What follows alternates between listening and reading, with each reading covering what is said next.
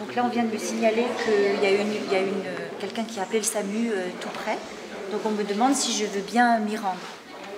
Je suis à 1 minute à pied. Grâce à l'application Sauve Life, Véronique Carl est une citoyenne secours. Elle est géolocalisée et peut intervenir dans un rayon proche à la moindre alerte du SAMU, comme lors de cet exercice. Alors monsieur s'est plaint de douleur au niveau du thorax. Ouais. Il transpirait beaucoup. Ouais. À peine arrivée, elle reprend son téléphone pour donner les premières informations au SAMU de Perpignan, à 30 km de là. Oui, écoutez, je viens d'arriver sur les lieux, là, il y a Sauve Life qui m'a prévenu.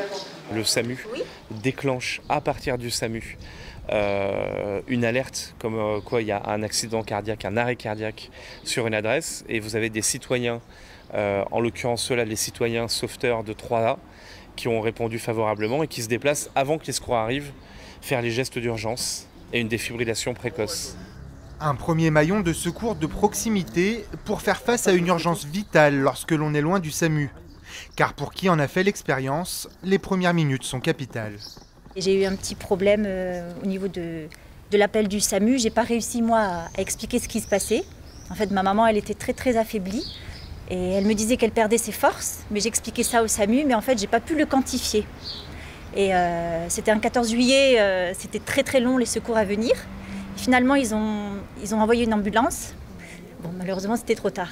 Une centaine de personnes viennent d'être formées au premier secours sur le secteur des Alberts et Argelès. Des relais précieux pour l'application Sauve Life qui sera officiellement lancée le 4 juillet prochain dans les Pyrénées-Orientales. Ailleurs en France, elle a déjà permis de sauver 17 vies.